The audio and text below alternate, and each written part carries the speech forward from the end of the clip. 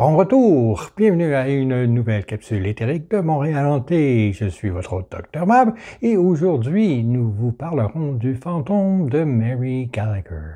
Il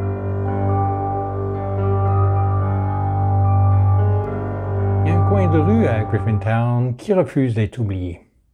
Tous les 7 ans, le 27 juin, une femme y reviendrait sans tête, errant à l'ombre des rues William et Murray, à la recherche de ce qu'on lui a enlevé en 1879. Elle s'appelait Mary Gallagher, travailleuse du sexe, victime d'un des crimes les plus tristement célèbres de Montréal, et selon la légende, fantôme qui arpente encore les rues de la ville.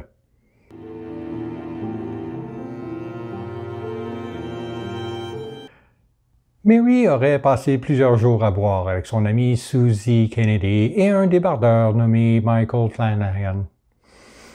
À la fin de cette beuverie, Mary était morte, son corps démembré, sa tête retrouvée dans un seau de cendres. Susie fut arrêtée sur le champ, les mains encore couvertes de sang. Elle passa le reste de sa vie enfermée au pénitencier de Kingston. Mais certains affirment que justice n'a pas été rendue et que l'âme de Mary n'a jamais trouvé la paix. Vous avez sans doute déjà entendu son nom sur cette chaîne. Peut-être avez-vous même passé à l'endroit précis où elle aurait été tuée. Mais nous n'avons jamais raconté toute l'histoire. Pas tous les détails sombres. Pas encore. Il faudra entendre juin 2026, quand Mary Gallagher doit réapparaître une fois de plus. Mais, entre-temps,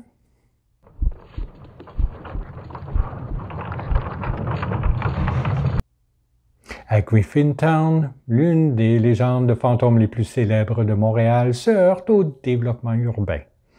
L'École de technologie supérieure, l'ETS, agrandit progressivement son campus du centre-ville.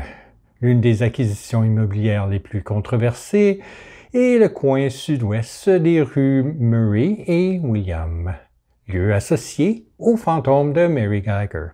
L'ETS y construit un édifice de 6 étages, le pavillon F, pour y accueillir près de 30 salles de cours, des espaces d'études, des aires d'apprentissage libre, des bureaux pour ces centres de recherche. Au total, le pavillon F offrira plus de 13 000 m² d'espace pour plus de 2300 étudiants, professeurs et membres du personnel.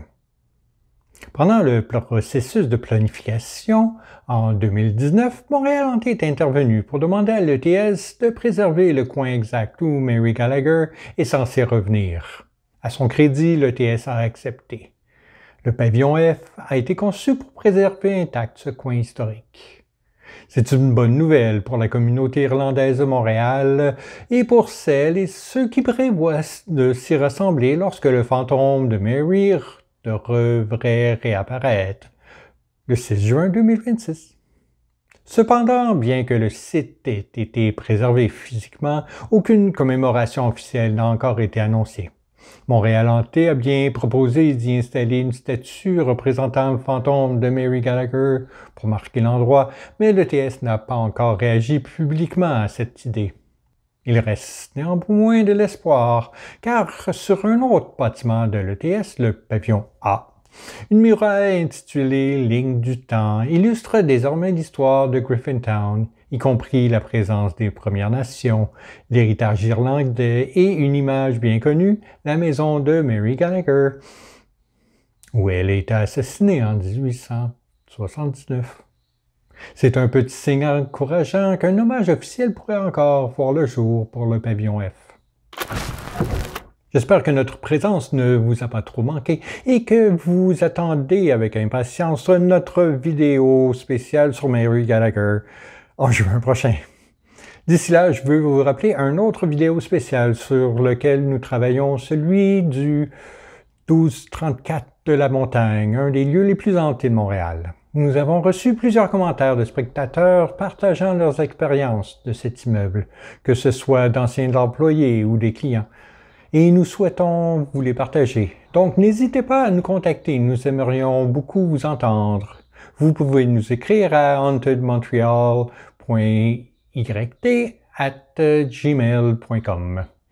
Et si vous choisissez de partager votre histoire, vous serez présenté dans la vidéo de la manière qui vous convient le mieux. On peut parler en votre nom, transmettre un enregistrement audio ou discuter ensemble sur Zoom. C'est entièrement à vous de décider. Merci d'avance pour votre contribution et à dans 2 semaines pour notre prochaine vidéo.